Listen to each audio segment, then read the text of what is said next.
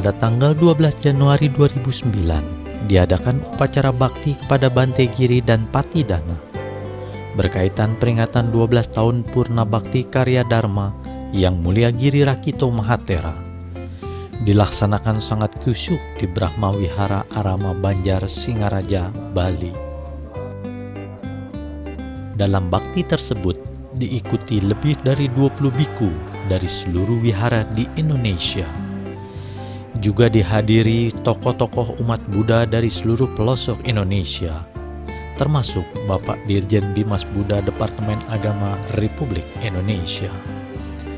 Acara diisi dengan puja, yaitu pembacaan parita-parita suci, juga dilanjutkan dengan patidana. Di sini, di tempat ini, tepat 12 tahun yang lalu, Bante Giri diperabukan atau dikremasikan. Tapi, meskipun beliau telah wafat, namun semangat, ajaran, dan keteladanan beliau masih terasa sampai sekarang.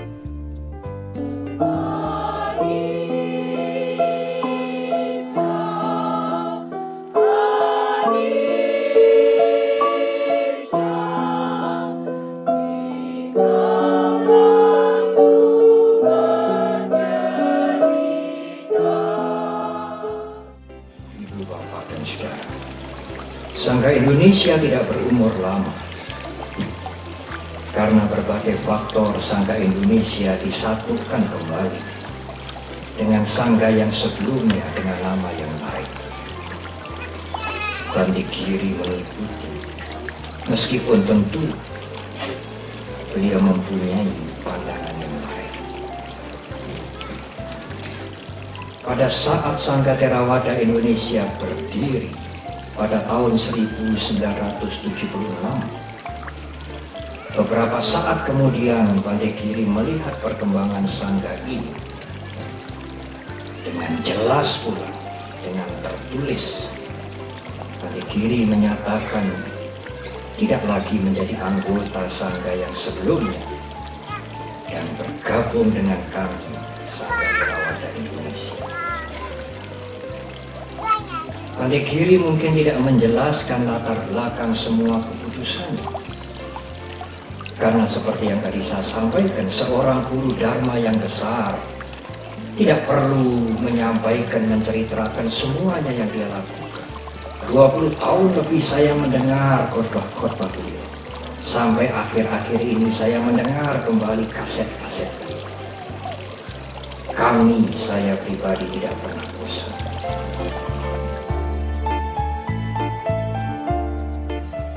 Para umat, termasuk Bapak Dirjen Bimas Buddha, melakukan penyerahan dana catu pacaya kepada Biku Sangga.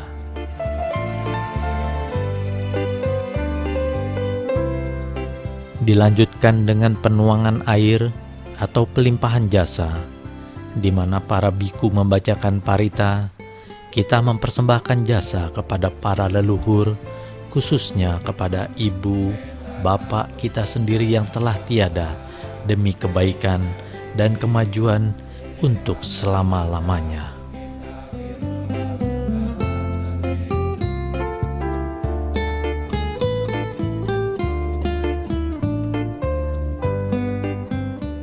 Pemercikan tirta dilakukan Biku Sangga yang dikmanai sebagai ungkapan syukur dan doa kebahagiaan bagi seluruh umat.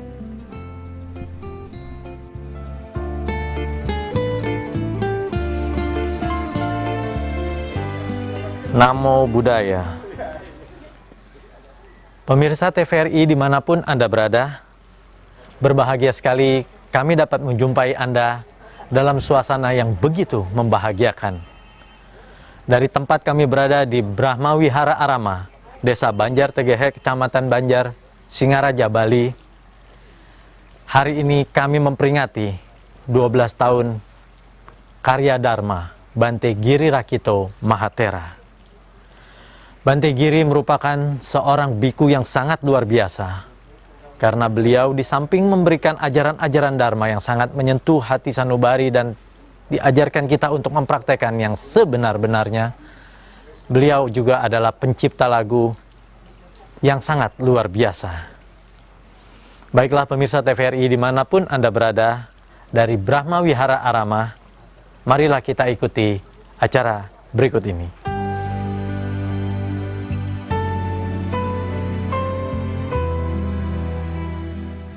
Menapaki awal perjalanan Bante Giri, beliau adalah putra Bali yang dilahirkan dengan nama Ida Bagus Giri pada tanggal 12 Januari 1927 di Desa Banjar Singaraja. Pada tahun 1956, Ida Bagus Giri diundang oleh panitia perayaan Buddha Jayanti di Watugong. Pada saat itulah Ida Bagus Giri pertama kali mengenal agama Buddha. Tahun itu terkenal dengan nama Tahun Buddha Jayanti. Konon Sang Buddha pernah bersabda, "Ajaranku ini akan tampak 2500 tahun lagi." Ayahnya bernama Ida Bagus Madeputra dan ibu Ida Ayu Tilem. Dua kata pertama menunjukkan bahwa Ida Bagus adalah keturunan keluarga Brahmana. Ida Bagus Giri sangat dekat dan banyak mendapat teladan dari pamannya. Dia ikut menerjemahkan geguritan Sucita Subudi yang waktu itu sangat disukai masyarakat, dan kegiatan ini mendapat sambutan yang luar biasa sekali. Pada saat-saat seperti itu, Bante Giri juga sebelum menjadi biku sempat mendirikan grup musik, sandiwara, dan drama. Grup musiknya amat terkenal hingga digunakan oleh Jawatan Penerangan Provinsi untuk memikat rakyat dalam jalur pemerintah Republik Indonesia. Sekarang saya sedang berada di Wihara Brahma Wihara Bali. Brahma Wihara ini adalah dirintis oleh seorang biku, lahir di tempat ini, di kota ini, di desa ini. Ini namanya Desa Dencarik, Kecamatan Banjar Tegehe, Siririt, Buleleng, Bali. Bante Giri adalah seorang biku yang cukup banyak dikenal oleh dunia lokal, nasional maupun dunia internasional. Juga dikenal sebagai seorang yang berjiwa seni. Yang menjadi pertanyaan adalah, apakah seorang biku boleh menjadi seniman? Jawabannya adalah, Bante Giri seorang seniman dulu baru jadi biku. Kemudian kalau berbicara tentang seni, Sang Buddha Gotama, Siddhartha Gotama itu juga seorang seni. Banyak seni, seni sastra, seni lukis, seni pahat, seni suara, seni apa. Tapi ada satu seni yang tidak bisa ditemukan di seniman-seniman yang lain, yang hanya dimiliki, ditemukan seni itu oleh seorang Buddha Gotama, yaitu seni berpikir. Apa itu seni berpikir? Seni berpikir artinya keterampilan, keahlian, kemampuan berpikir, memikirkan pikiran sendiri, muncul lenyapnya pikiran yang sedang proses berpikir, dipikir dengan alat pikiran sendiri. Jadi seni berpikir itu, saya akan ulang, seni berpikir itu adalah senang berpikir, memikirkan, proses muncul lenyapnya pikiran, dipikir dengan alat pikiran sendiri. Nah, itu hanya seni berpikir yang ditemukan oleh Sang Buddha. Yang umum orang itu senang berpikir, memikirkan orang lain, tidak pernah memikirkan pikirannya sendiri. Untuk itulah apa-apa yang disampaikan oleh Bante Giri bukan larangan, bukan perintah, tetapi ajaan, statement, pernyataan. Bedanya kalau larangan itu situasional, perintah itu situasional, maka satu saat bisa tidak relevan lagi. Tetapi kalau itu bersifat pernyataan, statement, itu tidak tergantung pada objek dan subjek, tidak tergantung pada situasi dan kondisi, tidak tergantung pada keadaan, tetapi itu akan cocok di segala zaman. Secara sistematik ada 6 jenis abinya atau kesaktian. Ada Pubeni Wasanusati, mampu mengingat kehidupan sendiri di waktu-waktu lampau, baik kehidupan sendiri maupun kehidupan pihak lain. Yang kedua Dibacaku, itu mata dewa, kemampuan melihat menembus ke alam lain. Yang ketiga Dibasota, kemampuan mendengar dari suara dari alam-alam lain. Kemudian yang lain adalah Ceto Paryanyana, kemampuan membaca, menggerakkan, mengubah jalan pikiran sendiri juga pikiran orang lain, kayak sihir, kayak hipnotis. Kemudian yang ke-5 namanya Idipada. Idipada adalah kemampuan menggunakan aksi reaksi pikiran sesuai dengan ciptaannya. Misalnya bisa membuat diri dari satu menjadi banyak, bisa keluar api dari badan, keluar air dari badan, bisa menembus tembok, menembus barang-barang yang solid. Itu semua didapat pada saat Idipada. Juga buah dari meditasi pencapaian jana. Nah, itulah kemampuan batin atau abinya yang ke-5. Sedangkan yang ke-6 namanya Nirodha Samapati atau mencapai Nibbana.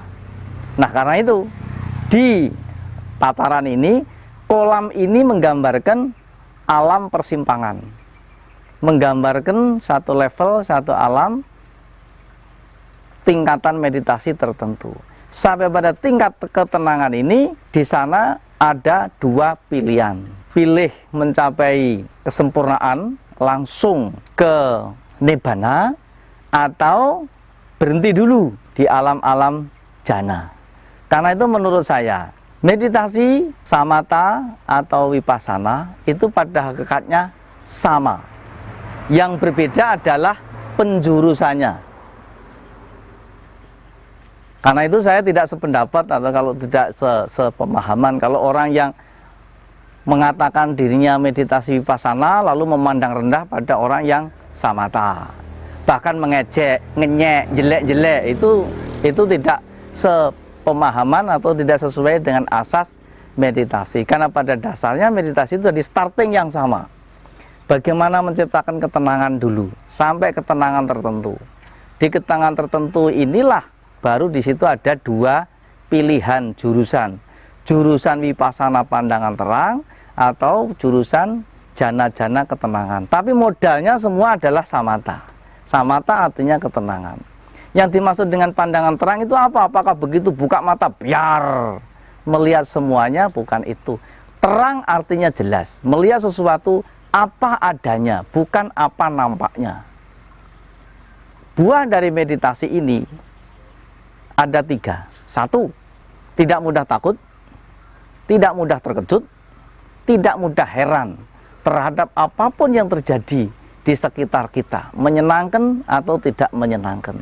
Itulah gejala-gejala atau tanda-tanda yang pertama bisa dilihat dari mereka yang bermeditasi. Karena itu meskipun dia sudah bermeditasi bertahun-tahun, berpuluh-puluh kali, tetapi kalau batinnya, jiwanya masih mudah goncang, masih mudah heran, mudah takut, mudah terkejut, mudah bingung, ini berarti masih jauh dari pintu buah dari meditasi. Sebaliknya meskipun dia tidak pernah ikut kelas-kelas meditasi, dia tidak pernah mengikuti program-program ini itu, tetapi kalau suasana batin sudah mencapai pada 3 keadaan ini, dia sudah bisa mencapai ketenangan. Tidak mudah terkejut, tidak mudah takut, tidak mudah heran terhadap sesuatu yang terjadi yang tidak mengenakan sekalipun, berarti dia sudah dekat, sudah hampir sampai pada apa yang dimaksud dengan suasana hati, buah dari meditasi itu. Nah, karena itu setahu saya wihara-wihara yang di Indonesia, yang wihara ini menjadi buku hidup, buku yang bisa ditapaki setiap saat adalah Brahma Wihara. Karena semua tangga ini berbicara dharma, semua tangga itu ada tulisan dharma, semua tangga ini adalah butir-butir dharma. Sehingga kita pertama menginjakkan wihara ini sudah sama dengan kita membaca dharma, berjalan di atas dharma. Tidak semua wihara di Indonesia, setahu saya ini satu-satunya. Karena itu kalau nggak pernah ke sini, itu sayang. Saya nganjurkan umat-umat Buddha itu, nganjurkan biku-biku itu. Kalau datang ke sini tidak sekadar kita jalan-jalan, tidak sekadar kita itu pesiar melancong, tapi mari kita baca. Karena semua sudut ini berbicara dharma. Kita bisa menangkap inspirasi dari pesan dan kesan Dharma Wihara, Dharma melalui Brahma Wihara ini.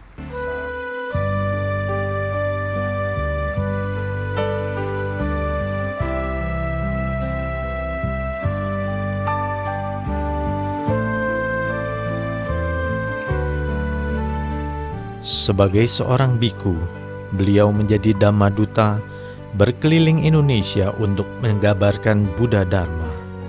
Tidak hanya di Pulau Jawa dan Bali, beliau mengunjungi Kalimantan, Sumatera, Sulawesi, Irian, Lombok, hingga ke tempat-tempat terpencil di seluruh Indonesia. Pada tahun 1971, beliau mendirikan Brahma Wihara Arama di Banjar, Bali. Bante Giri semakin aktif dan giat menyebarkan Buddha Dhamma.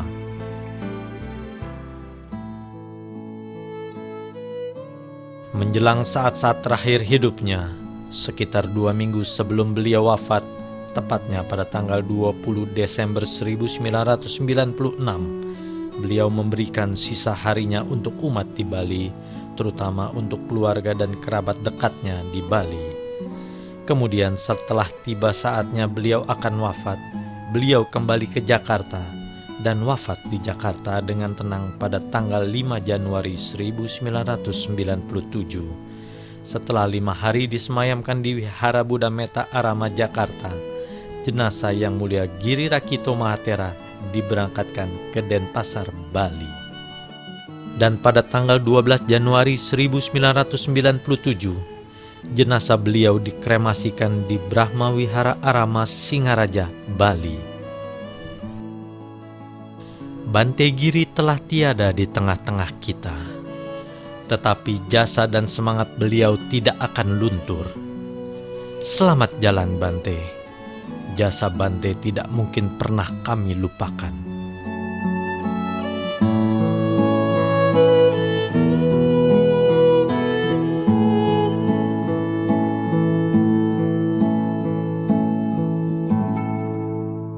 Saudara-saudaraku sekalian sebangsa dan setanah air dan sahabat-sahabatku dimanapun berada, pada saat ini saya sedang berada di Pura Tanah Lot, Bali. Sedang dekat dengan alam, sedang menangkap bahasa bisik alam. Bahasa bisik alam bertutur hukum. Dari kemenangan timbul kesedihan.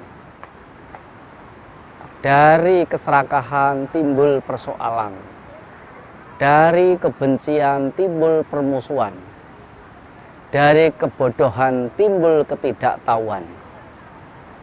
Dan keserakahan, kebodohan, kebencian, kemenangan, itu semua menjadi sumber bencana sepanjang peradaban dalam kehidupan seseorang. Dari zaman ke zaman selalu timbul peperangan, tetapi tidak banyak orang yang mengetahui dari sebab-sebab peperangan. Karena itu dengan mudah menjatuhkan pilihan antara mereka yang berperang. Pilihan yang umum adalah berpihak. Pihak satu dianggap melawan pihak yang lain. Manusia satu bermusuhan dengan manusia yang lain. Tetapi bahasa bisik alam berkata bahwa sesungguhnya yang berperang itu bukan manusia, tetapi sifat-sifat manusia. Untuk itulah sesungguhnya yang mesti diperangi adalah bukan manusianya, tapi sifat-sifatnya, sifat keserakahannya, sifat kebenciannya, sifat kedunguannya, sifat inginnya menang sendiri. Itu sebetulnya yang selalu menjadi sumber bencana. 2500 tahun lampau, Buddha Gautama telah membaca bahasa bisik alam ini, telah mengajarkan dan menganjurkan bahasa bisik alam ini untuk memerangi bahaya, untuk memerangi musuh, untuk memerangi sebab-sebab bencana. Tetapi yang diperangi bukan manusianya, tetapi yang diperangi adalah sifat-sifatnya. Untuk itu, seorang Buddha adalah seorang yang menang. Seorang Buddha adalah seorang yang merdeka. Seorang Buddha seorang yang telah menaklukkan musuh. Tetapi kemenangan sang Buddha tidak ada pihak yang dikalahkan. Penaklukan sang Buddha tidak ada musuh yang dikorbankan. Oleh karena kemenangan sang Buddha, yang ditaklukkan, yang dimusuhi adalah sifat-sifat keserakahan. Bahkan sebelum menaklukkan sifat keserakahan yang ada di luar dirinya, lebih dulu seorang Buddha menaklukkan musuh yang bersifat keserakahan, kebencian, dan kebodohan yang ada di dalam dirinya sendiri.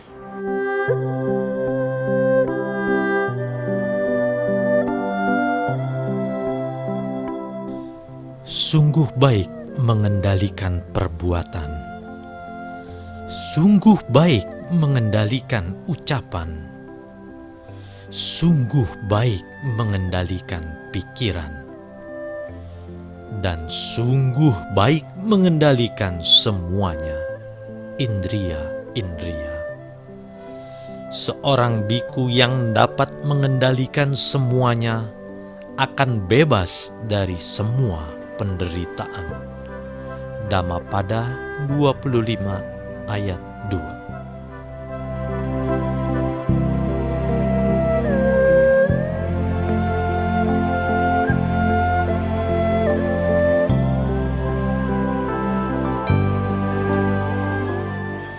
Demikian pemirsa TVRI dimanapun Anda berada, dengan harapan kami semoga bisa membawa manfaat untuk kita semua. Akhirnya kami mengucapkan Sabe Sata Bhavantu Sukhitata. Semoga semua makhluk berbahagia. Sadhu, sadhu, sadhu.